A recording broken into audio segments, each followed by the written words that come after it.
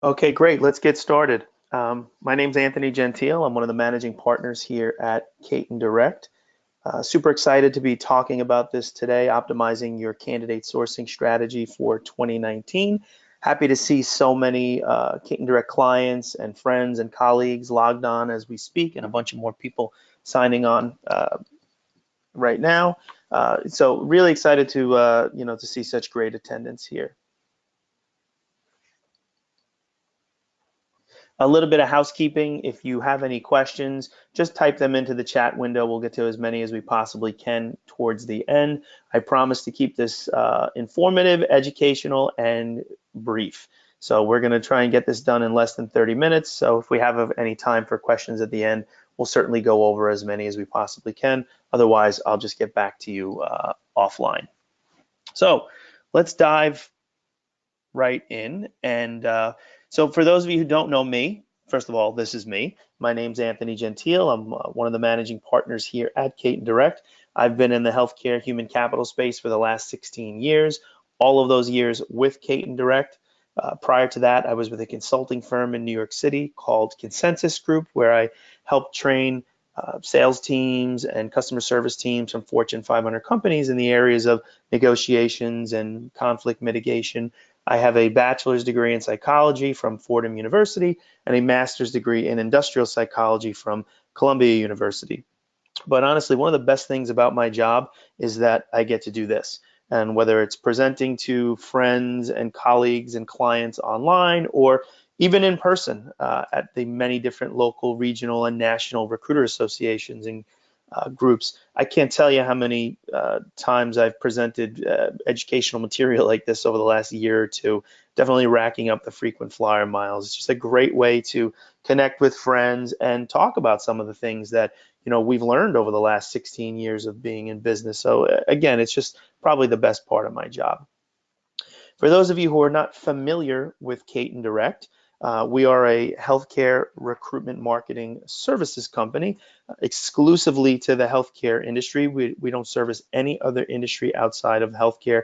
We've been in business for 16 years, worked with hundreds and hundreds of healthcare institutions across the country, executed thousands upon thousands, maybe tens of thousands recruitment marketing campaigns over that time. And the reason I say that is because we've learned a lot in 16 years. We've learned a lot of it the easy way, and some of it we've learned the hard way. So we want to share as much of that as we possibly can with our clients and colleagues. And again, if somebody here walks away with even one piece of information that can help you in your mission, then that certainly makes me a happy person. So enough about me, enough about Katon. Let's dive right in and talk about today's topic, which is optimizing your candidate sourcing strategy for 2019. And let's start by kind of talking about a huge elephant in the room. Many recruiters and talent acquisition professionals are aware of this, but some still might not be, or they might still be in denial about it.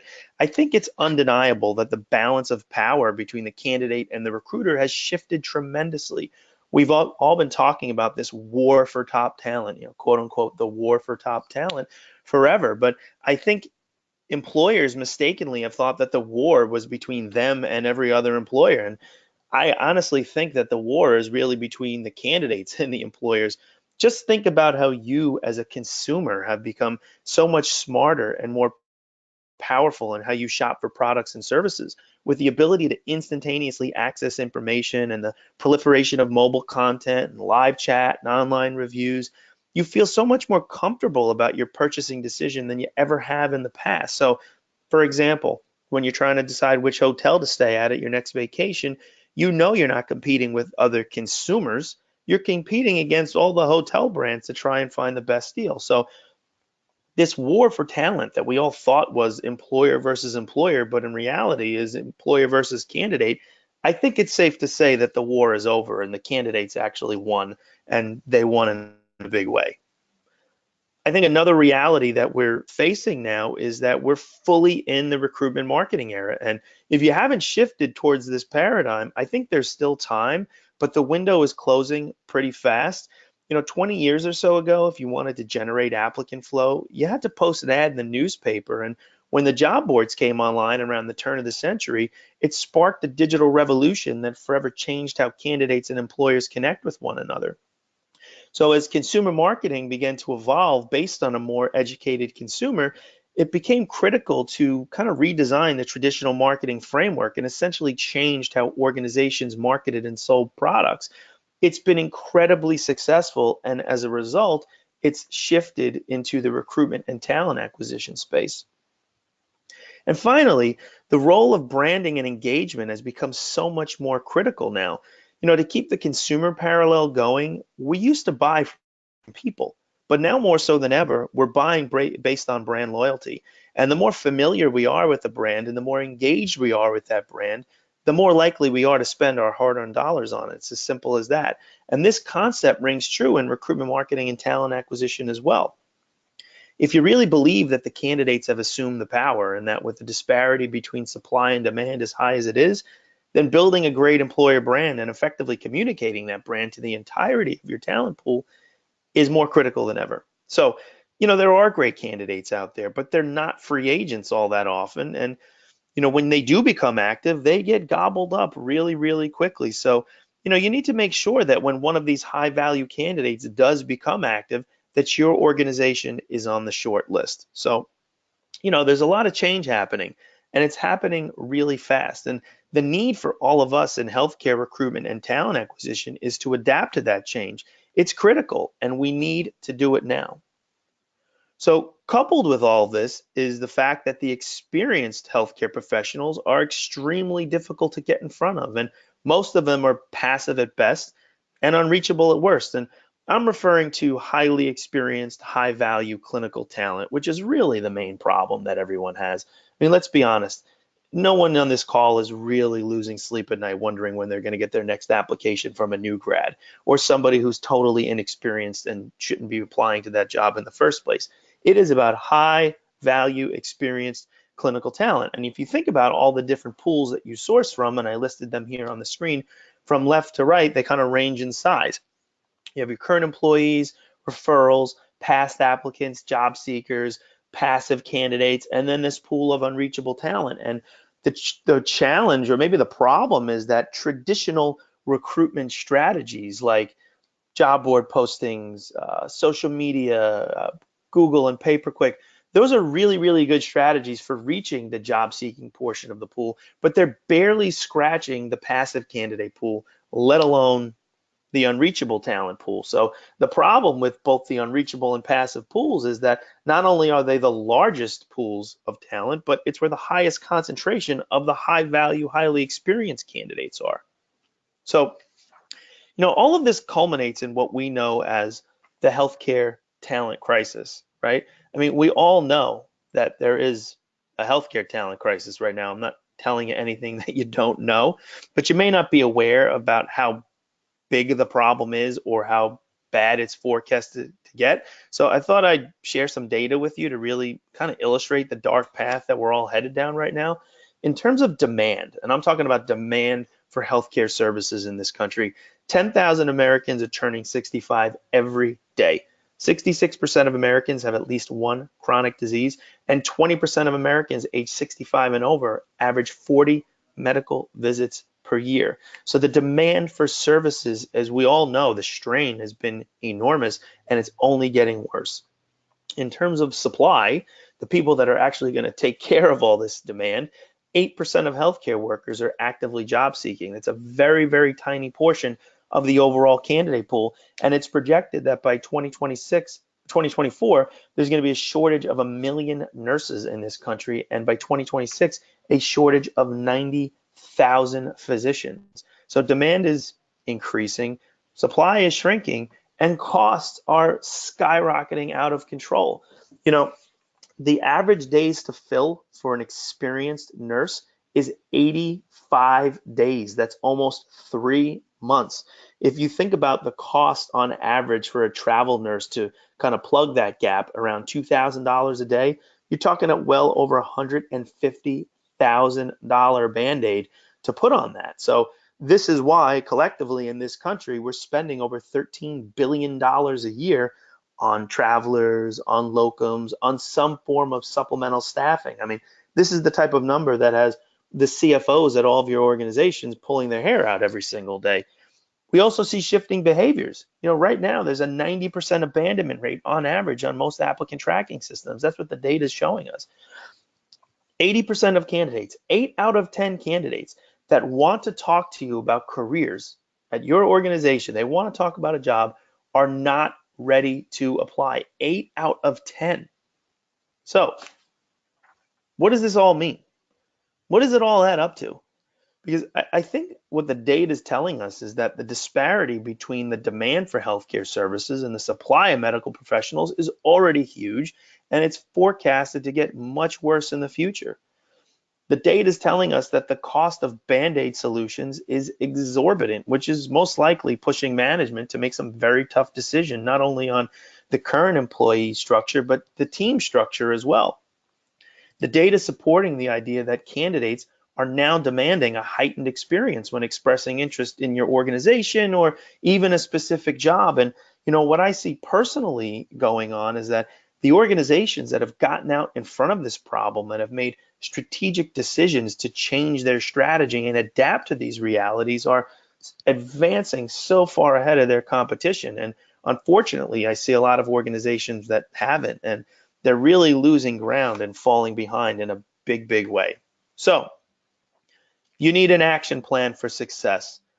You need to develop that action plan for success. And what does success even mean, right? What do I mean by success? What does success mean for you? What does success actually look like? So success for recruiters and talent acquisition professionals in healthcare is really all about building a high value talent pool. That's what the promised land is, let's face it, right? It's what the view from the top of the mountain looks like.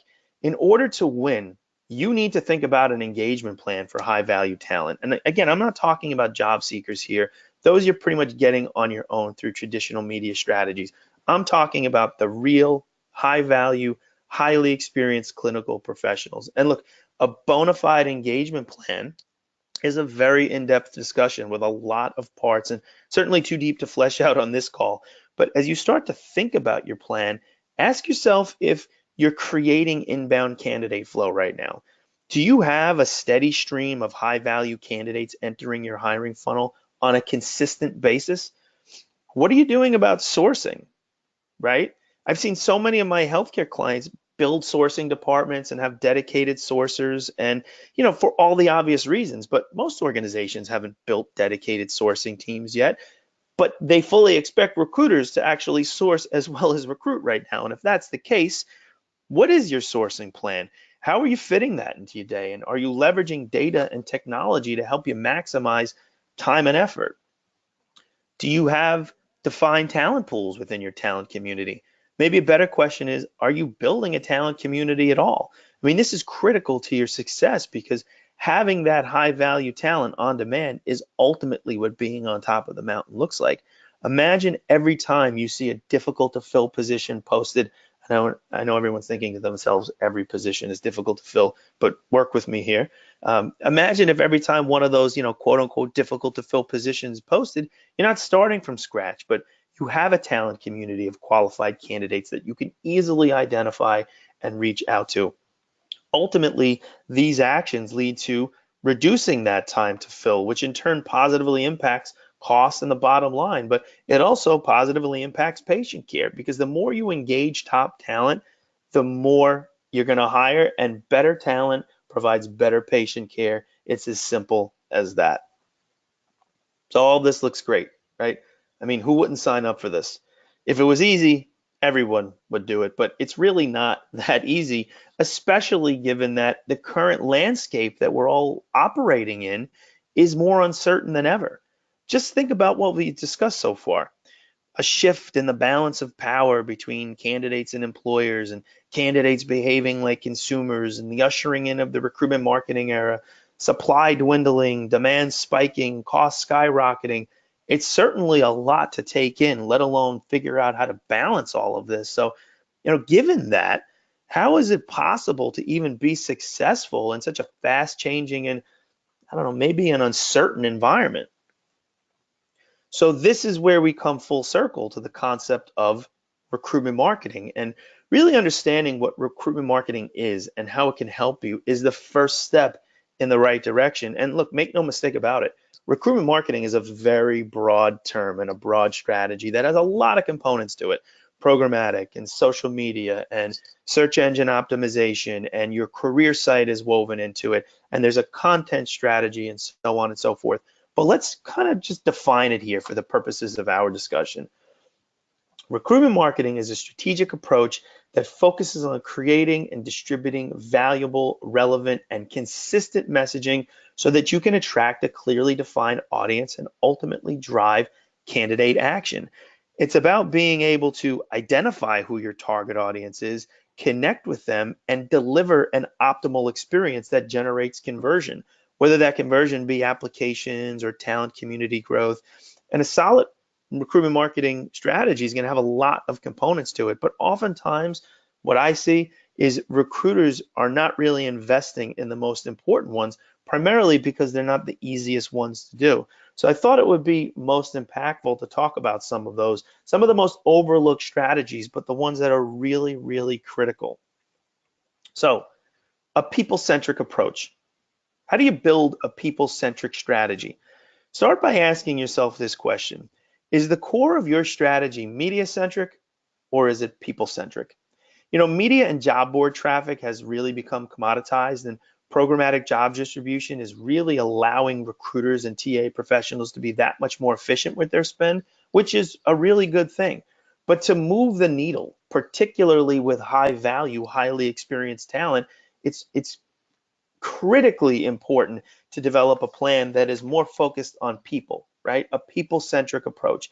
And I think the best way to illustrate that is to look at the recruitment marketing funnel, right? You have the whole high-value talent pool on top. These are the candidates that are not in your hiring funnel. Nurses, for example, there's about 3.4, 3.5 million nurses in the country. The ones that are not in your funnel, which is going to be most of them, that's really where that starts, okay? These are the candidates that you don't really have any engagement with, and it's by far the largest pool out there. So you really have a lot of room to improve. And the goal, obviously, is to engage these candidates in that high value talent pool and drive them through the funnel. But unless you have a content and messaging strategy that's people centric, in that it's really delivering a personalized, relevant message, it's not going to be effective for the best candidates. Okay. To really put this to really pull this off, you have to look at the different stages of the funnel and develop unique messaging per candidate based on where they are. These are known as the top of the funnel, the middle of the funnel, and the bottom of the funnel. So I mentioned before that example of booking the hotel room on your next vacation. You ever notice that when you're searching for a hotel or maybe even researching a particular vacation destination, that you start seeing content and messaging and ads from, let's say, Marriott? What you might not notice or be aware of is that they're regulating this type of messaging and frequency based on the different behaviors that you're displaying. So let's say you're in the very early stages of your search, you might start seeing content from Marriott related to that specific destination. If you engage that content, you're going to see more of it. And if you take an action that moves you further down into the middle stages of the funnel, like maybe looking at a particular property, you're going to see more follow-up messages about that specific property or perhaps other properties they own in the same area.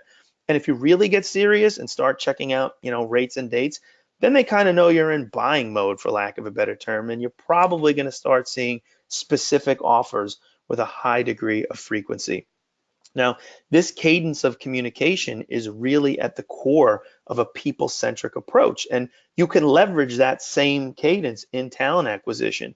Chances are the talent management platform that you're leveraging already has these capabilities built into it, and if it doesn't, certainly message me offline and I can help recommend one for you. So if you think about at the top of your funnel, for candidates that maybe haven't applied yet for a job, maybe they checked out your career site, you can retarget them with articles and surveys or free CE. There's a lot of assets that you already have or the organization already has that you can kind of plug right in and serve up to these candidates that are kind of in that upper stage of the funnel. If candidates have engaged with that content, You could start to message them more frequently with specific information about your organization, news and videos and patient testimonials, employee testimonials. You start to talk a little bit more about your organization. And if you see engagement there, well, they're probably in buying mode of their own, for lack of a better term. So now it's an opportune time to, send job alerts or job content, or even pick up the phone and call them. This is what I was referring to for before about making sourcing easy. You can't just pick up the phone and blindly call everybody. But if you know that somebody has been engaging with this different type of content and they're looking at jobs and they're looking at employee testimonials, well, it's a much better use of your time to pick up the phone and call that candidate at that particular time. Next, what about brand engagement and nurturing brand engagement? So how widespread is your brand? Are you known mainly in the local market? What about regionally or nationally?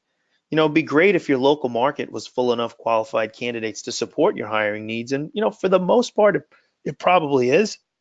But the need does exist to source and recruit beyond and target candidates for relocation. So, how are you positioning your brand to these candidates? So, 75% of job seekers research a company reputation, whether it be on Glassdoor or Twitter or LinkedIn, before they apply to a job. Remember, an application is a very, very big commitment, and candidates need to be sure before they apply. In most cases, they want to speak first. So, in fact, 50% of candidates um, that are considering new employer indicate that they want to talk first before they decide to apply to a job. 50% want to have that conversation. So, what can you do? Well, I think first and foremost, you want to define your employee value proposition. And this is an exercise I think best done in conjunction with leadership as well as the rest of your team. Now, how does your employer value proposition align with the overall value prop of the organization? What are the similarities? What are the differences? What can employees expect to get in return for their hard work and performance? Now you need to develop your story and make sure that everyone's telling it. And a great way to help shape the story is to connect with the hiring managers because they know the story better than anyone. And once you have that, again, you need to make sure everyone on the team really knows it and can tell it consistently. The candidate experience. Let's talk about the candidate experience, which is all everyone talks about nowadays, right? You ever notice that after you shop somewhere online or you speak with customer service rep at a store, within minutes or even seconds, you see an email from that store asking you about your experience, right? Tell us what it was like shopping online. Tell us about working with this customer experience. On a scale of 1 to 5, how likely would you be to recommend us to a friend and blah, blah, blah, and so on and so forth. And they're not doing it just to fill time. They're doing it because smart marketers figured out about 10 years ago the value in leveraging customer data in order to sell more stuff, right? It's almost like don't take my word for it. 98% of our customers renew year over year. 96% of our customers recommend this product to their friends and so on and so forth. It's enormously successful. It's been incredibly effective. And this concept of the customer experience has become so woven into the social fabric of who we are, and it's spilled over into the candidate experience in recent years, and it's been enormously successful. And just to give you a sense of how important it is to build a great candidate experience, 33% of candidates that have had a bad experience will tell a friend, and 12% of them will post it on social media. So just think about that for a second, right? The water cooler is no longer the water cooler with two people standing around it. The water cooler is Glassdoor and LinkedIn and Twitter and Facebook. And now candidates that have had that bad experience can share that with thousands upon thousands, maybe tens of thousands of people. Currently right now, and I talked about this earlier, most of my clients are reporting that they experience a 90% abandonment rate on their career site. 90%. Now, just think about that. Why are these candidates starting the application process?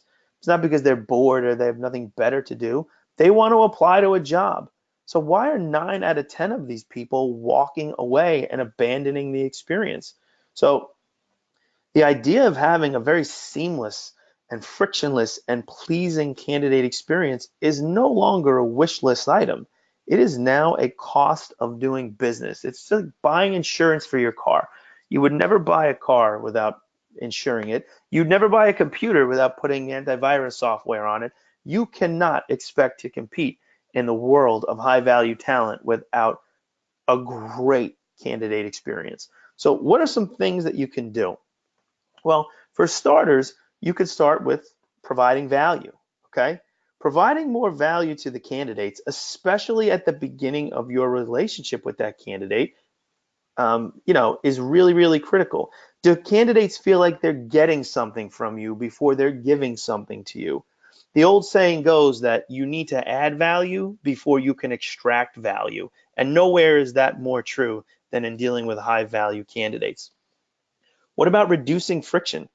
Are you requiring candidates to fill out long applications they don't have time for, attach resumes they don't have, or jump hoops that they don't want to jump through in order to start a conversation with you?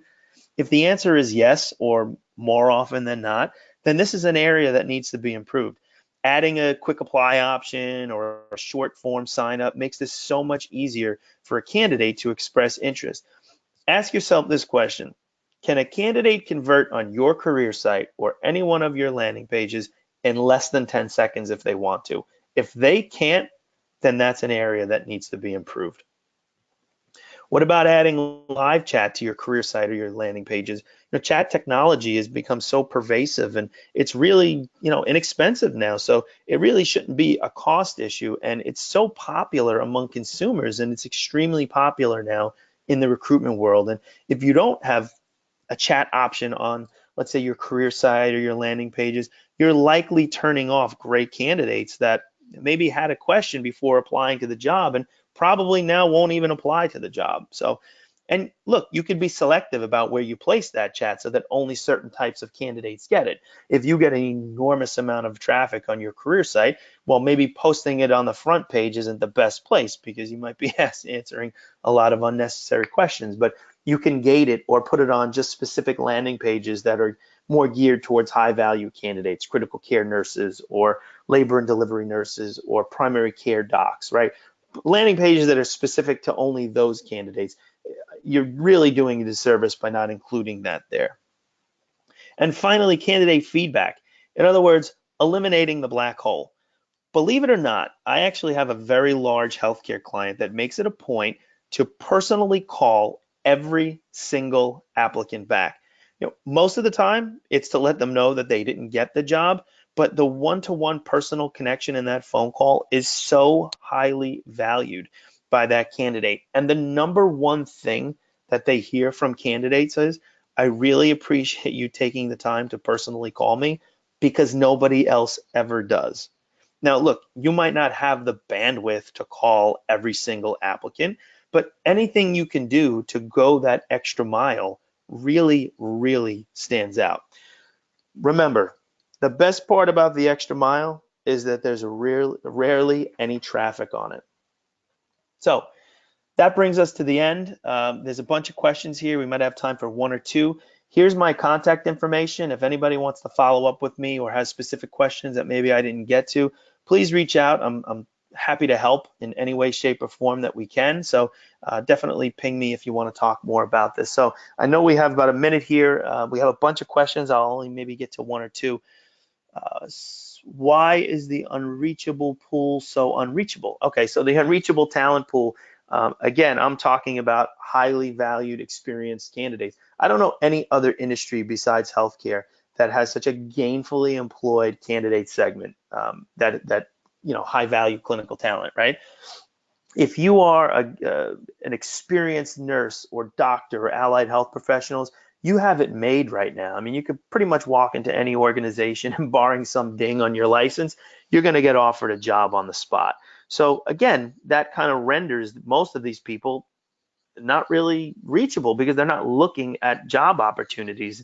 And if the majority of your strategy is based on media-centric approach, then you're not really ever going to reach out to these people or connect with them. That's why they're reachable. Okay, one more question. How can I know how big my talent pool is compared to the universe of talent. Okay, so this is a really good one. And if I had time, I would show you this. But if you go to our website, the katondirect.com website, you can actually, I think it's somewhere in the navigation bar, it says, I want to hire nurses or doctors or allied health professionals. If you go there, we actually have a free labor supply calculator. So there's nothing to register for, there's nothing to sign up for, you don't have to enter your personal information or anything like that. But you can essentially type in your zip code or any zip code in the United States for that matter, and it'll instantaneously tell you what the local population is of registered nurses or primary care physicians or physical therapists or nurse practitioners. So you can then use that to say, okay, here's what the universe of talent looks like. Then you can match that up against your own applicant tracking system or your talent management system or your talent community. Say, okay, now I know there's 28,614 registered nurses in my backyard. We have 3,412 in our database. It's a good start, but there's 25,000 nurses we haven't engaged with. So that's a really, really good start. So just go to our website and you can take a look at that. Again, it's free to use, and you don't have to sign up for anything. So again, I promise to keep this under a half hour. We're just at a half hour here. So any other questions that I didn't get to, I will follow up with everyone personally. Again, thank you so much. I really appreciate everyone's time. Have a great day. Talk to you soon.